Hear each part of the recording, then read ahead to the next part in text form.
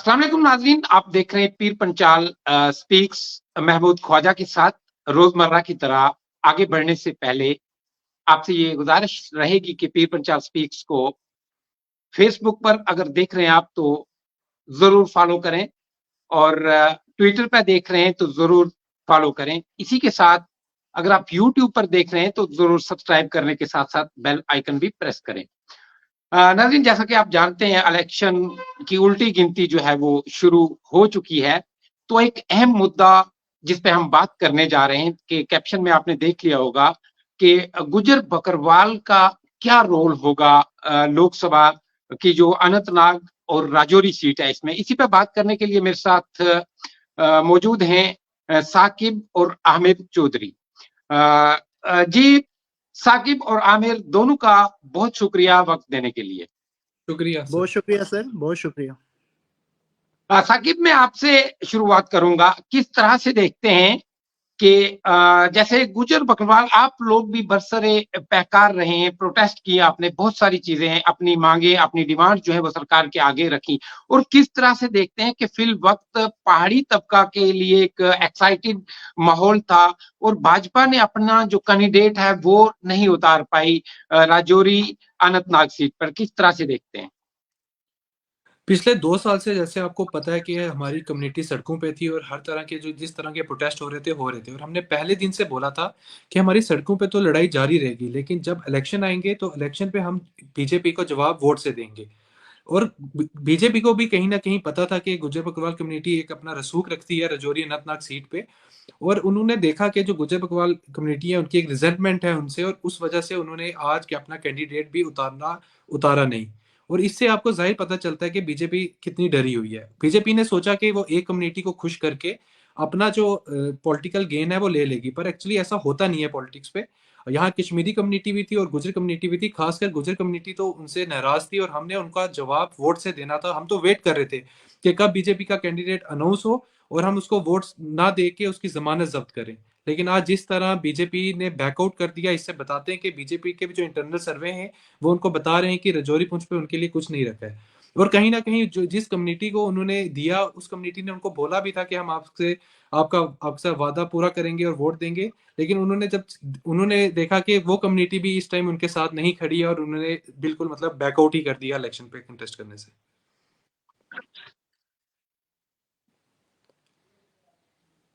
आमिर, मैं आपसे जानना चाहूंगा कि पहले मैं इस पे मालूमात लूंगा कि हम कैसे ये तस्लीम करें कि भाजपा जो है गुजर बकरवाल कम्युनिटी से डर के उन्होंने अपना कैंडिडेट जो है राजौरी अनंतनाग सीट पे नहीं उतारा।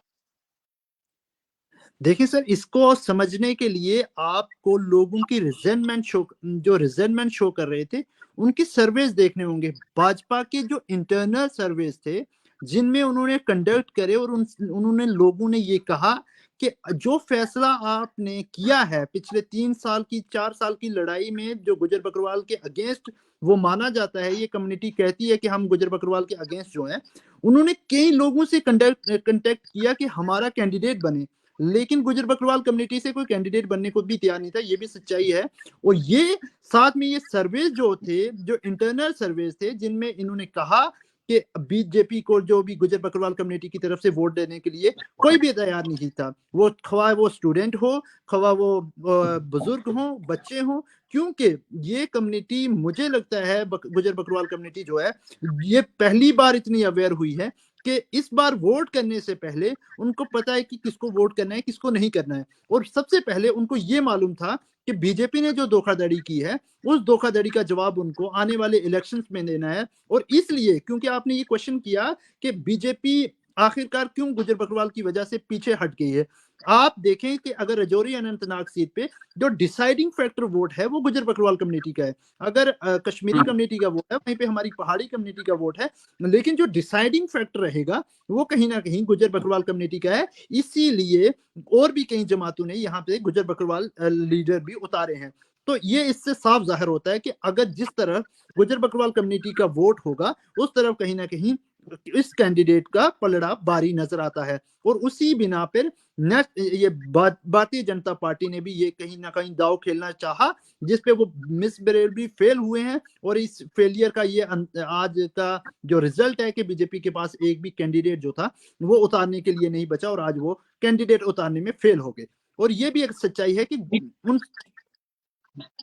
दूसरी तरफ अगर देखा जाए, पहाड़ी फैक्टर भी ना है ना उनके पास। पब्लिक डोमेन से जो बातें आ रही थी, क्योंकि पहाड़ी जो कबीला है उनमें बड़ी एक्साइटमेंट थी, खासकर जो नौजवान तबका है जिन्होंने मान लो मेडिकल के लिए, नीट्स के लिए, ऐसे दूसरे काफी जो फॉर्म वगैरह फिल किए थे, लेकिन वो इंतजार कर रहे थे कि भारतीय जनता पार्टी का कैंडिडेट मंजर आम पर आए और हम उनकी सपोर्ट करें। तो मिलाकर ऐसा ही क्यों? ये आप जैसे कह रहे हैं कि यानी आपने जब प्रोटेस्ट किया, आपने अल्टीमेटम दिया कि भाजपा का जब कैंडिडेट आएगा हम उसकी जमानत जब्त कराएंगे। मैं ये जानना चाह रहा था कि पब्लिक कैसे माने? जब भारतीय जनता पार्टी की स्टेट लीडरशिप से हमारी बात हुई, उन्होंने कहा कि जो भी फैसला सेंट्रल गवर्नमेंट लेगी, सेंटर से जो हमारे लिए फैसला आएगा तो उस पर हम लब्बैक कहेंगे। देखिए हाँ, देखिए जिस तरह आपने बात बोली, अगर आप पहाड़ी कम्युनिटी की बात करोगे, क्या पूरा पहाड़ी कम्युनिटी के भी सब लोग इनके साथ हैं? क्वेश्चन तो ये भी है। और ये सिर्फ पहाड़ी क्या वोट लेके रजौरी पुंछ का इलेक्शन ऐसा है जो नहीं जीता जा सकता। रजौरी अनंतनाग पे एक बहुत बड़ी पॉपुलेशन, कश्मीरी पॉपुलेशन भी है और बहुत बड़ी पॉपुलेशन बकरवाल पॉपुलेशन भी है। उसको साइड करके आप इलेक्शन नहीं जीत सकते थे। और जो इन्होंने रिजर्वेशन दी, इससे सिर्फ और सिर्फ गुजर बकरवाल को अफेक्ट नहीं हुआ। इस पे जो ओपन मेरिट्स के लोग हैं, जो खासकर कश्मीर पे लोग ओपन मेरिट के हैं, उनको भी इसका बहुत नुकसान हुआ जो इन्होंने नई रिजर्वेशन पॉलिसी लाई है। तो इस वजह से उनको पता था कि जो भी उन्होंने किया है वो उनको बैकफायर कर चुका है।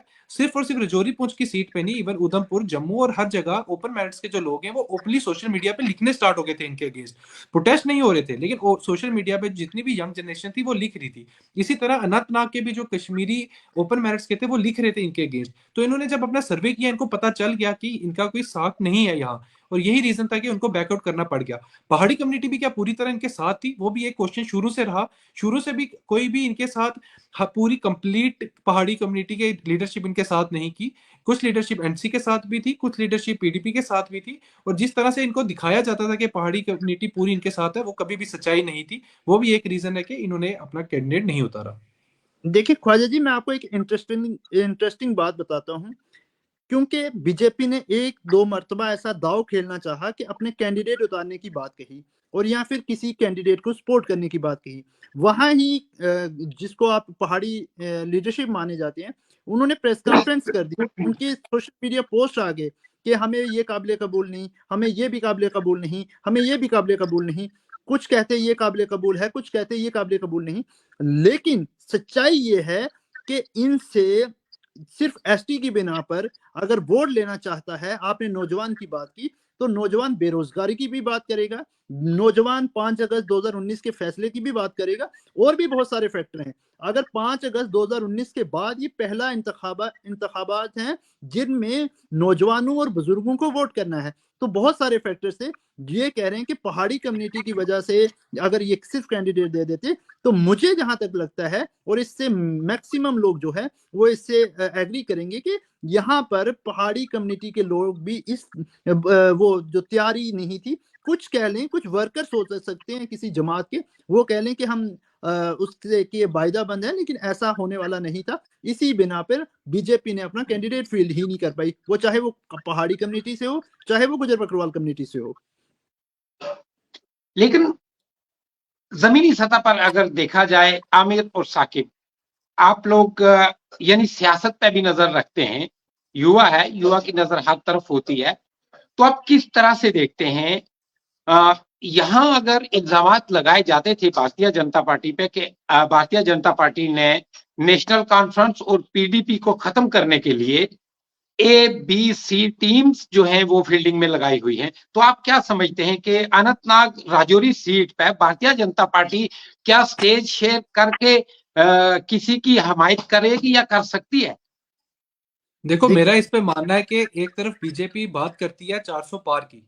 जब 400 पार की बात करती है, और जम्मू कश्मीर स्टेट जहां उनकी पहले भी 2 एमपी आए थे और उन्होंने इलेक्शन हर एक सीट पे लड़ा था, वहीं वो एक ऐसी सीट जिसको बनाया उन्होंने डिलिमिटेशन करके रजौरी पुंछ को ऐड करवाया साउथ कश्मीर के साथ सिर्फ इसलिए कि वो वहां से इलेक्शन जीतना चाहते थे।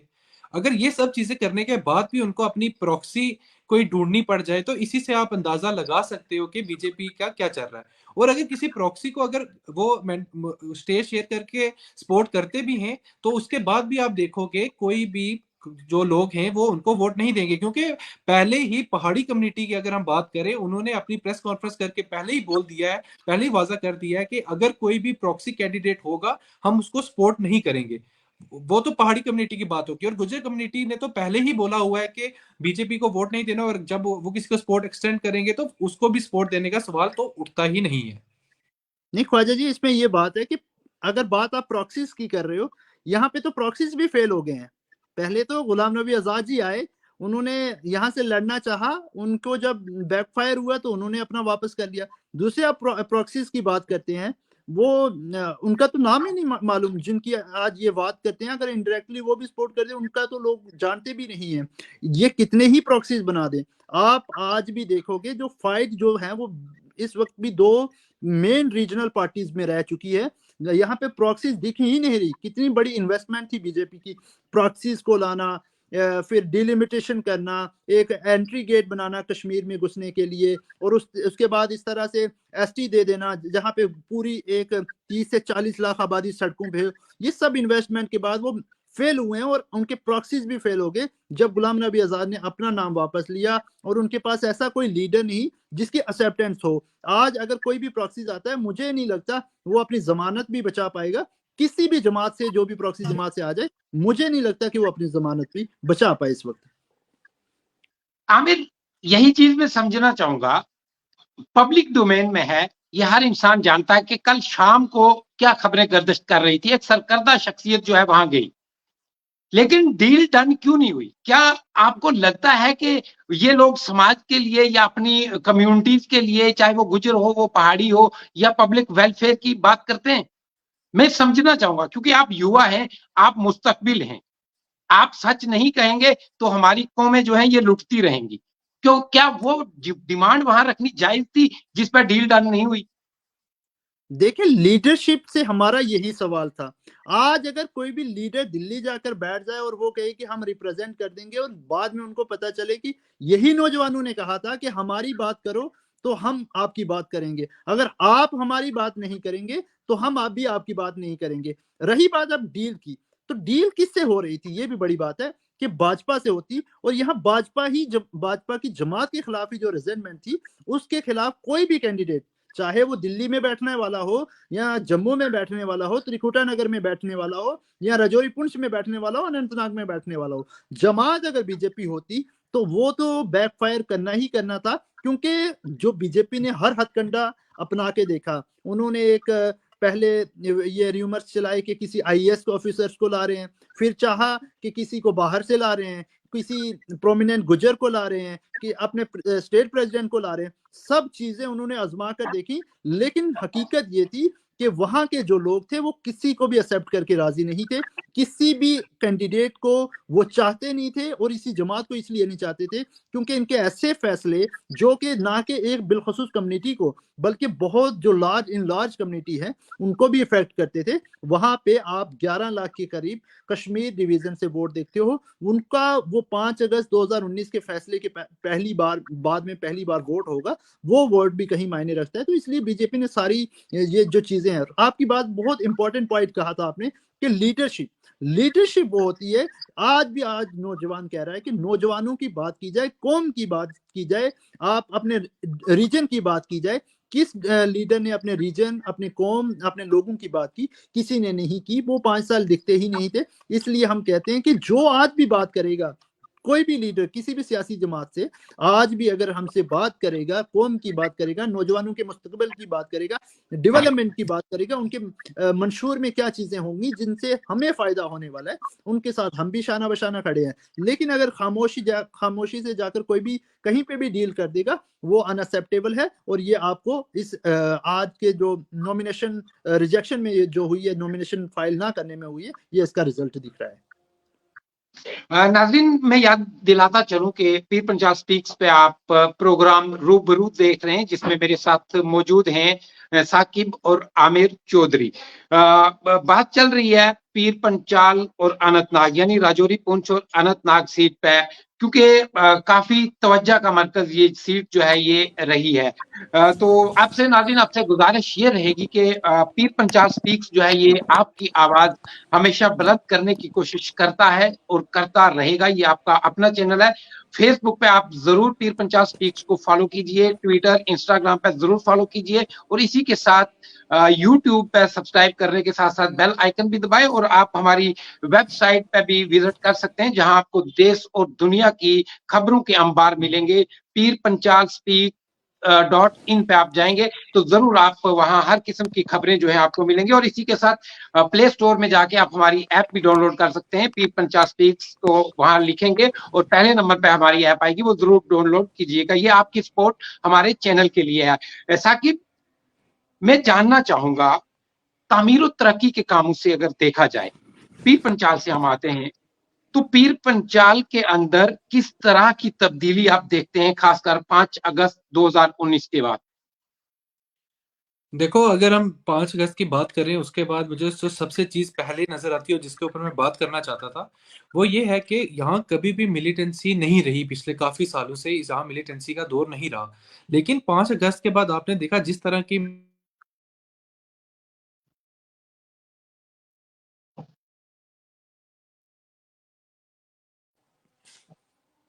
हेलो? जी, जी, जी। मैं बोल रहा हाँ, हूँ बोलिए, जो बोलिए, आप माइक म्यूट था आपका। Okay, okay. मैं बोल रहा हूँ जिस तरह आपने देखा कि रजौरी पुंछ पे पहले कहीं भी मिलिटेंसी और टेररिज्म के आपको नहीं दिखता था कुछ भी। लेकिन 5 अगस्त के बाद आपने अचानक से देखा किस तरह वहाँ मिलिटेंसी और टेररिज्म का राइज़ हुआ। उस वजह से जो यहाँ के लोकल्स थे उनको भी बहुत इफ़ेक्ट हुआ और उस वजह से कभी भी जो भी बीजेपी है उसको कभी भी वहाँ के लोग पसंद नहीं करेंगे। बाकी डेवलपमेंट की बात करो तो पीर पंजाल को तो हमेशा से डेवलपमेंट के कामों पे रिजेक्ट किया गया और उनको देखा नहीं गया, उन पे ध्यान नहीं दिया गया।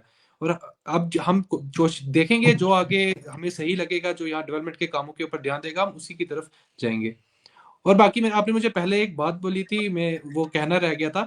मेरा मानना है कि जो रविंदर रैना जी हैं, रविंदर रैना जी भी रजौरी पुंछ से ही आते हैं और कैंडिडेट की जब बात चल रही थी और बड़ा शॉकिंग था कि रविंदर रैना जी जो बड़ी बड़ी जगहों पे खड़े होकर ऐलान करते थे कि हम मैं खुद आऊंगा रजौरी सीट से, मतलब इंडोर टॉक्स होती थी उसमें उनका होता था। लेकिन जब उनको भी एहसास हो गया कि रजौरी पुंछ की पोजीशन पे और वो भी नहीं आए, और जब ये इनको किसी आईएएस को देखना पड़ गया, इनको प्रॉक्सी को देखना पड़ गया और इनको बाकी सबको देखना पड़ गया, ये चीजें भी बड़ी शॉकिंग थी। क्योंकि आपके पास एक पहाड़ी लीडरशिप थी, आपके पास सोहेल मलिक थे, आपके पास बुखारी जी थे, आपके पास और भी काफी बड़े बड़े दिग्गज लीडर थे। क्या इन्होंने उनको कैपेबल नहीं समझा यहाँ इलेक्शन लड़के जीतने का? या फिर वो जो बड़े बड़े लीडर्स थे उनके भी जो उन्होंने विश्वास बीजेपी को दिखाया हुआ था कि उनके साथ लोग हैं, क्या वो भी झूठ था? ये सब चीजें भी बहुत ध्यान देने वाली होंगी, देखने वाली थी कि उन्होंने इनकी सपोर्ट नहीं की। आमिर, आप क्या समझते हैं कि भारतीय जनता पार्टी का ये फैसला, जैसे होम मिनिस्टर साहब ने जम्मू में अपनी तकरीर में कहा कि श्रीनगर या कश्मीर की हम सीटों पे अभी अपना जो नुमाइंदा है वो नहीं उतारेंगे, जब पब्लिक कहेगी तो हम उतारेंगे, तो क्या समझते हैं आपकी वो ये समझ रहे हैं कि पब्लिक उनसे नाराज है? देखिए, अगर पब्लिक नाराज ना होती तो वो उतारते। पब्लिक नाराज है। आपने अभी साकिब भाई ने पहले ही कहा, ओपन मेरिट के लोग जिन्होंने ये न्यू रिजर्वेशन पॉलिसी के अगेंस्ट उन्होंने मोर्चा खोल के रखा है, वो नौजवान जो अभी जॉब्स के लिए लड़ रहे हैं, वो नौजवान जो अभी रोजगार के लिए लड़ रहे हैं, तो वो सब फैक्टर्स देखकर कोई भी तबका इनसे, ना वो बुजुर्ग है, ना फार्मर है, ना नौजवान है, ना स्टूडेंट है, ना आपसे कोई कम्युनिटी आपके साथ है, आपके साथ ग्राउंड ही नहीं बचा, आपके पास कैंडिडेट ही नहीं बचे, तो कमल का फूल कैसे खिल सकता था? जो अमित शाह जी ने कहा कि हम अभी कश्मीर में कमल का फूल नहीं खिला सकते, तो कमल का फूल खिलेगा कैसे? आपके पास, आप लोगों को नाराज करके, आप लोगों को लड़ा के, आप लोगों को डिवाइड करके, आप कम्युनिटीज को डिवाइड करके, आप रीजनल बेस्ड पे पॉलिटिक्स करके इस तरह से आप अगर इलेक्शन जीतना चाहते तो वो इतनी आसान बात नहीं है। लोग उजागर हैं, लोगों को अवेयर हैं लोग इस वजह से, क्योंकि उनके बाद 5 अगस्त 2019 के बाद उनके बाद बहुत सारे इश्यूज थे। लेकिन बीजेपी ने उन इश्यूज के साथ भी खेलकर और सारे इश्यूज लाए जिनसे उनके डेली लाइफ में, डेली रूटीन में उनको इफेक्ट किया, और नौजवानों को बिलखसूस नौजवान तबका है, मैं नौजवान तबके की बात करूंगा, नौजवान तबका जो है इससे इफेक्ट हुआ है, स्टूडेंट कम्युनिटी इससे इफेक्ट हुई है। इससे दोनों कम्युनिटीज जो हैं वो पीर पंजाल में बिलखसूस वो दोनों इफेक्ट हुई हैं। और वहां पे कश्मीर का वोटर है वो भी बहुत सारी चीजें सोचकर वोट करेगा। तो इसलिए बीजेपी के पास तो ना तो कैंडिडेट है, ना ही वोटर्स हैं, ना ही सपोर्टर्स हैं, इसलिए बीजेपी का जो है वो सुपड़ा साफ होता दिख रहा है। और जो इसके डिसीजंस हैं, जो एंटी मासिस डिसीजन रहे हैं, आपके साथ अगर कोई कम्युनिटी आप सड़कों पे उनसे बात किए बिना उनके खिलाफ फैसले करोगे तो फिर यही देखने को मिलेगा, और आज भी वही देखने को मिला है। लेकिन मैं समझना चाहूंगा आमिर साकिब दोनों से, कहीं ना कहीं अगर देखा जाए 5 अगस्त 2019 के बाद जो बीजेपी ने दावा यहाँ किया था, वादा किया था, अगर हम बात करें कश्मीर के अंदर पत्थरबाजी की, तो वो आपको 0% मिलेगी। ग्राउंड पर पत्थरबाजी बिल्कुल नहीं है और कश्मीर का युवा खुश है। यानी हम लोग टच में हैं यूथ के साथ भी। कश्मीर में मैं रहा भी हूँ, पिछले 3 से 4 महीने में कंटिन्यू कश्मीर में रहा हूँ। तो यानी बिल्कुल खुश है जो कश्मीरी नौजवान है, अपनी पढ़ाई की तरफ ध्यान दे रहा है, अपनी बिजनेस की तरफ ध्यान दे रहा है। तो दूसरी तरफ देखा जाए, उन्होंने ये बात कही थी कि पीस होगा, तो कहीं ना कहीं नजर आ रहा है। और तीसरा बड़ा फैक्टर ये है कि अलाइदगी पसंद तंजीमें यानी हुर्रियत कॉन्फ्रेंस को बैन कर दिया गया। ये बाकायदा पुलिस की गाड़ियों में ऐलान हुए कि जो भी हुर्रियत से जुड़ा हुआ हमें मिलेगा उसके खिलाफ सख्त कार्रवाई की जाएगी। क्या ये एक डेवलपमेंट नहीं है जो आप लोग बीजेपी के अपोज बोल रहे हैं? देखिए, हमारा मानना ये पीर पंजाल की अगर हम बात करें, हम पीर पंजाल से आते हैं। मैं पर्सनली कश्मीर के ऊपर कमेंट नहीं करना चाहूंगा। अगर मैं पीर पंजाल की बात करूं, क्या की बात कर रहा हूं, भारतीय जनता पार्टी की उपलब्धि की बात कर रहा हूं। मैं वही बात कर रहा हूँ। अगर उनकी उपलब्धि ये होती, अगर वहां से उन्होंने टेररिज्म खत्म किया है, तो फिर रजौरी पुंछ पे जो टेररिज्म आया है वो कहाँ से आया है? अगर उन्होंने अगर वहां का युवा खुश है, तो पीर पंजाल पे जो अनएम्प्लॉयमेंट है उसका क्या रीजन है? क्या आप भी जानते हैं, क्या रजौरी पुंछ पे हर तीसरे दिन ड्रग्स से मरने की यूथ की खबर नहीं आती है? क्या हर तीसरे दिन की चुराहे पे हमारा ड्रग्स लेके पड़ा हुआ इंसान नहीं मिलता है? क्या आपको भी पता है कि पुंछ पे, सुनकोट पे शराब के ठेके खुलने पे कितनी देर प्रोटेस्ट हुआ? उस पे तो हर कम्युनिटी ने बैठ के प्रोटेस्ट किया। क्या वो उनकी डेवलपमेंट थी? क्या इनकी ये डेवलपमेंट है कि किस तरह से स्कैम आपने देखे? पुलिस भर्ती पे स्कैम देखा आपने, VLW की पोस्ट आती है स्कैम होता है, जेई की पोस्ट आती है स्कैम होती है। अगर ये डेवलपमेंट है, क्या आप डेवलपमेंट का जो पैमाना होता है वो पैमाना ये होता है कि एक इंडिविजुअल की कितनी ग्रोथ हो रही है। क्या रजौरी पुंछ पे लोगों ने घर बनाना बंद नहीं कर दिया है? क्या रजौरी पुंछ पे लोगों को परमिशंस नहीं मिल रही है? कंस्ट्रक्शन के लिए उनको परमिशन नहीं मिल रही है? ये क्या आपको रियलिटी पता है कि किस तरह के कितना कठोर कर दिया कि कोई अपना घर तक नहीं बना पा रहा है?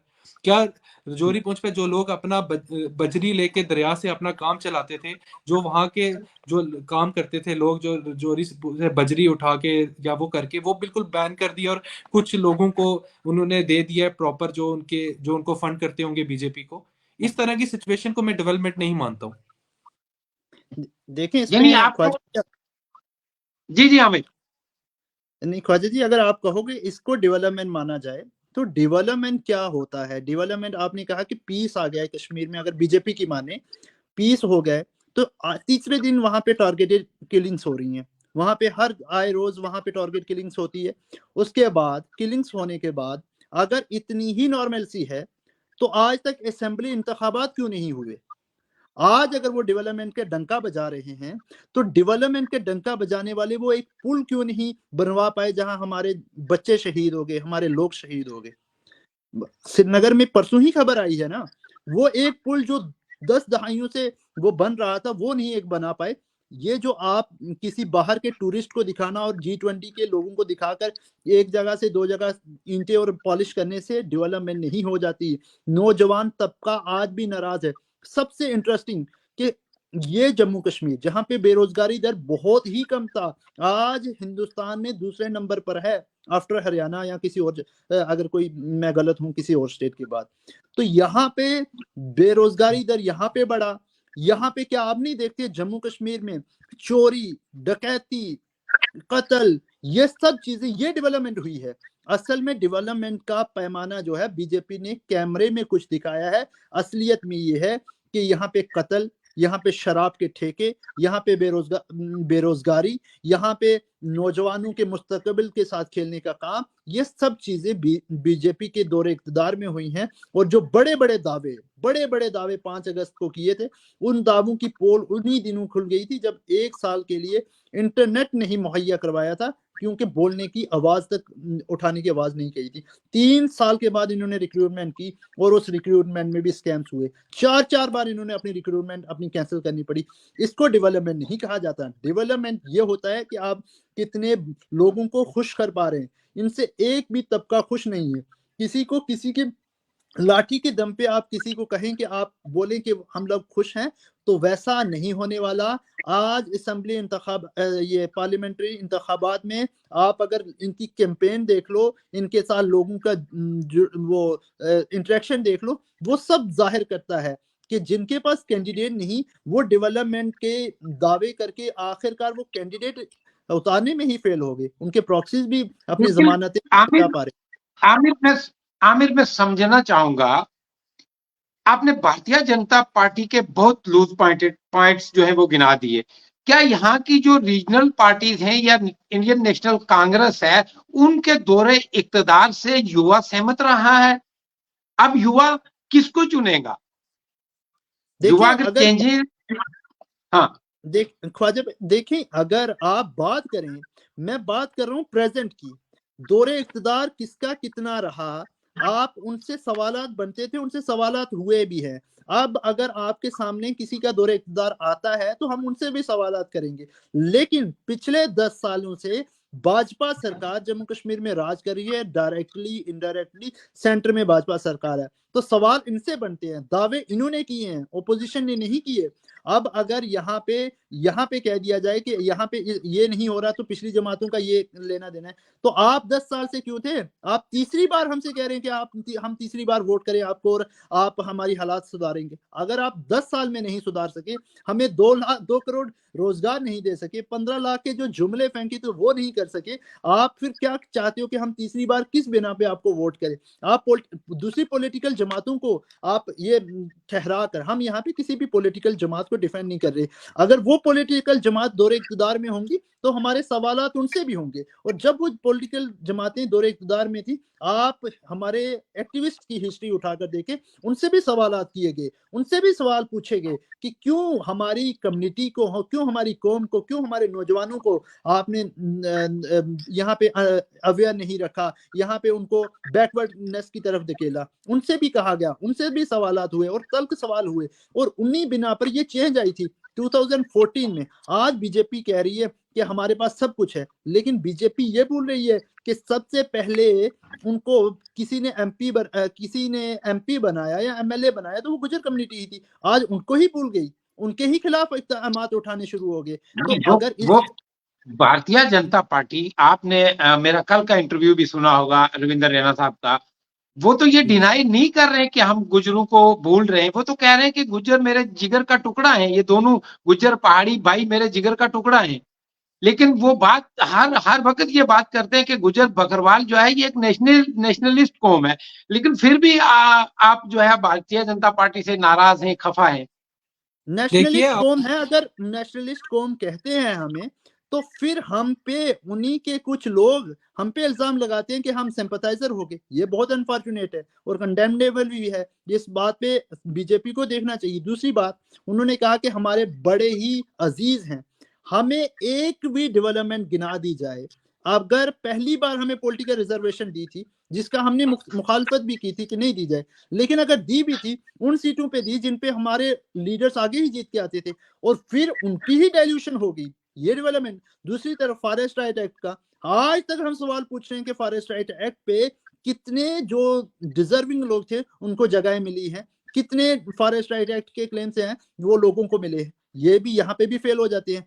कितने लोगों की एविक्शन ड्राइव इन्होंने करवाई है, ये डेवलपमेंट है। इन्होंने 5 अगस्त 2019 के बाद ये डेवलपमेंट्स की हैं। जब से बीजेपी सरकार में आई है, उसके बाद ये जो रविंद्र रैना जी जो बड़े बड़े दावे करते हैं कि 35,000 फ्लैट बना देंगे, 35,000 फ्लैट तो नहीं बनाए, लेकिन 3500 कुंबे को अपने घर से दरबदर करने का काम बीजेपी सरकार ने किया है। इनके सवालात इनसे होंगे और इनके सवालात होते भी रहे हैं, लेकिन हमने जवाब जो है वो इस इलेक्शन में देना था, जहां पे ये अपना कैंडिडेट ही नहीं उतार सके। और अगर आप सिर्फ जम्मू की बात करो, मैं कंटिन्यू रखूंगा आमिर भाई की। अगर आप जम्मू की बात करो, जम्मू में पिछले दिनों भी आपने इंसिडेंट देखा किस तरह यहाँ एक बकरवाल कम्युनिटी को यहाँ पीटा गया क्योंकि उनकी बकरियां कहीं चली गई थी यहाँ घास खाने के लिए, उस तरह की सिचुएशन। आप अगर सांबा की बात करोगे, वहां जुगी रहेगी। अगर आप यहाँ सिद्रा की बात करोगे, हमें और आमिर दोनों वहां गए भी थे। सिद्रा पे इन्होंने कम से कम 50 से ज्यादा जो गुज्जर बकरवालों की झुग्गियां थी उन सबको गिरा दिया।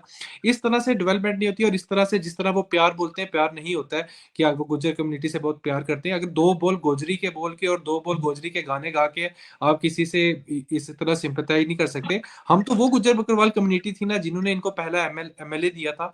हम वही गुज्जर बकरवाल कम्युनिटी थी जो इनके साथ कंधे से कंधे मिला के 2014 के बाद खड़ी रही।